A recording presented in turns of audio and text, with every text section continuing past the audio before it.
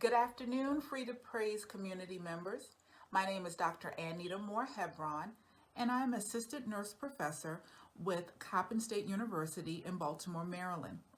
I'm a family nurse practitioner, a psychiatric nurse practitioner, and most importantly, I am an advocate of heart health. As we are in the American Association's Heart Health Month, I'm more than excited to be able to share with you a few words of encouragement as well as advice about how to maintain and promote heart health for you and your family members. When we talk about heart health, what are we really referring to? We're talking about the actual organ itself as well as the adjacent structures, including the blood vessels. Why is it so important?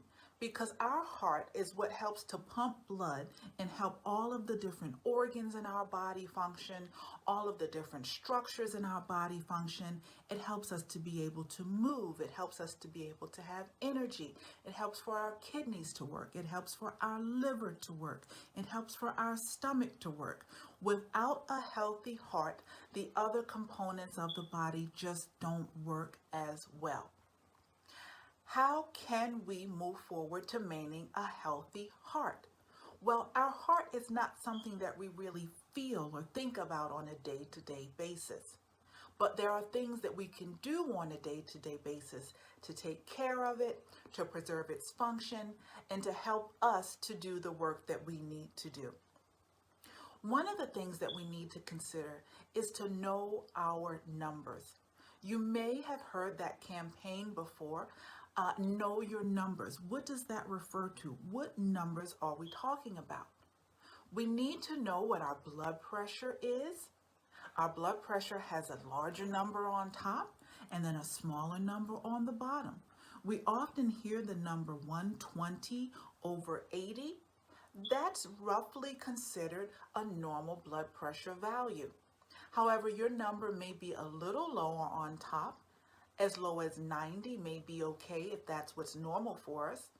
And then it may be as low as 60 on the bottom if that's what's normal for you. Once we start to get far beyond the 120 on the top number or the 80 on the bottom number, it depends on your age and your health, but we don't want to go much further than that. Then we start to need to consider what is it that we can do to bring our blood pressure back into a normal range. Blood pressure is so very important because we need a healthy pressure inside the blood vessels in order for blood to be able to get to where it needs to go. Where does it need to go? Again, it needs to get to our limbs. It needs to get to our kidneys. It needs to get to our liver. It needs to get to our stomach. It needs to get to our brain. If we don't have a healthy blood pressure, these organs and extremities and different parts of the body cannot be perfused well, and then we may be at risk for disease. So one of the numbers that it's important to know is our blood pressure. Yet another set of numbers that's important to know are your cholesterol values. Why? Because our blood vessels are like open tubes. We need blood to be able to pump through them freely. If the tubes are clogged, the blood can't pump through. So what might clog the tubes? Things like high cholesterol. But when we talk about numbers, there are different types of cholesterol and fat-related numbers. There's cholesterol, there's LDL, low density lipoproteins, and HDL.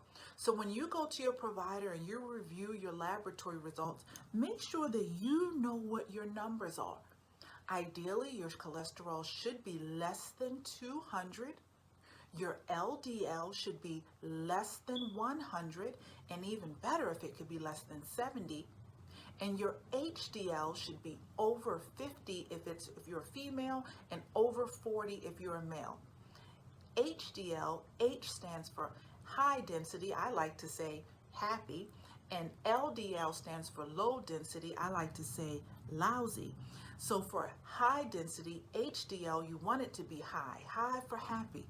LDL, you want it to be low, low for lousy. So HDL should be over 44 men or over 54 women, and LDL should be less than 100 or less than 70 would be even better. It's good that you know what your numbers are and not just have your provider say it's okay. So you need to know where you are on your road to maintaining and achieving heart health. How can you get good numbers? You get good numbers by the things we do every day, by the things we do such as what we eat, by the activity, and how we manage stress. There's other numbers to include our weight. In this COVID society, we have all struggled with maintaining as much physical activity as typical, but it is important to try to achieve a healthy weight, as healthy as possible. That doesn't have to do with size. It really has to do with heart health. So when it's advocated that you engage in physical activity, it's really because we're advocating that you take care of your heart, not about how we look. So what can you do to maintain or achieve great heart health? I mentioned to you diet, exercise, and also managing stress. When we say diet, that doesn't mean to eat salads every day. Diet means to eat a variety of highly nutritious foods. How many colors are on your plate? Make sure that you have representation from the fruits and vegetables section of foods, that you have lean, healthy proteins, and that you have healthy sources of fat. It is indeed okay to consume some sugars, but they need to be in moderation. Junk food, such as potato chips and ice cream, they may make us feel good psychologically, but they're not necessarily good for our bodies. So the advice is not to completely abstain, but to cut back if you're not eating so well. We tend to know when we need to improve our diet. So if you know there are changes you can make, why not start with just one? Just one. Maybe you'll stop frying and start baking foods. Maybe you'll stop eating out and start eating in. But try to make those small changes that lead to bigger changes. When we say exercise, it doesn't mean to go and buy fancy outfit and fancy equipment. It simply means to move. What's the best exercise to do? That's often a question. The best exercise is the one that you enjoy and that you will do. If you like Zumba, Zumba. If you like to dance, dance. If you like step aerobics, step aerobics. If you like yoga, then yoga. If you like to hike, then hike. Some type of exercise or physical activity is better than none. Remember to start low and go slow. Meaning, if you haven't been overly active, don't start with a very rigorous workout program. Start with a modest intensity degree of activity. And always, always, always consult with your healthcare provider before making any substantive changes in your diet or your level of activity to make sure it's safe to do so. The third item I mentioned is managing stress. How does stress come into heart health? Well, there are actual chemicals in our body that are produced when we're under stress. And when we're continuously under stress, that chemical called cortisol just stays and wreaks havoc. It's important that we garner perspective, that we have a sense of peace and security, that we manage our external stress so that our internal body isn't in constant conflict. So we may not be able to always control the things that are going on around us, but we can maintain what's going on inside of us. So how can you manage stress better?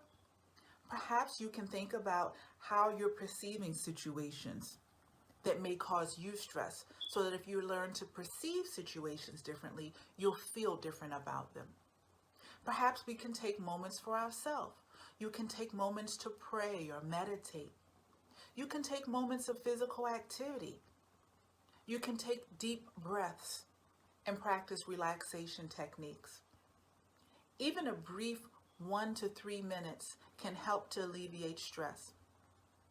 One last point I'd like to emphasize for heart health is to make sure you get adequate sleep. Many of us have challenges with sleep. That's because we're thinking about different things that we need to do. We're thinking about our day. We're thinking about tomorrow. We have too many stimuli that are coming in. It's important to find ways to develop a program of sleep hygiene so that we can rest and restore our bodies for what it needs to do. Try not to stay in the bed if you're not asleep. Try not to have too much blue light, meaning screens, TV, telephone, computer, 1 hour before sleep. Avoid caffeine, including chocolate, right before sleep. And also make sure that your sleep environment is conducive to sleep.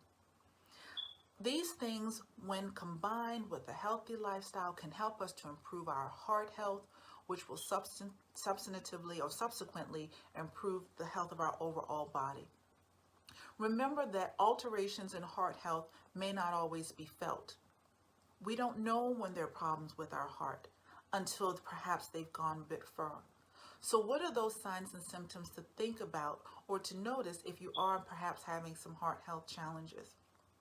If you're particularly tired, not a little tired, not your normal tired, but completely exhausted tired, that could be a sign that there could be some improvement in heart health. If your legs feel heavy like weights, that could be a sign that there could be some improvement in cardio or vascular health. And then, of course, we think about those classic signs of mid-chest pain. We call that mid-sternal chest pain and left arm discomfort. That's not typical for every patient, but some patients do experience those symptoms when they're having alterations in heart health. What about if we're having alterations in blood supply to the brain, what we commonly call a stroke, and what's actually termed a cerebrovascular accident? For a patient who is, or person who is suddenly confused and disoriented, for a person who suddenly has a difference in speech quality and they sound slurred for no apparent reason, for a person who has a sudden onset of drooping on one side of the face and they also have weakness on one side of the body or drooping. If they put out two arms and one arm starts to drift down because they can't keep it up. If they stick out their tongue and they can't keep it straight in the middle. These are signs that there may be a cerebrovascular accident that's pending. And the key is to get to emergency services quickly because time is of the essence. I thank you for listening. I advocate that you would take on these lifestyle changes that would help to improve your cardiovascular health. I wish you all a safe and wonderful rest of the day. Again, my name is Dr. Moore-Hebron. Please take care of your heart.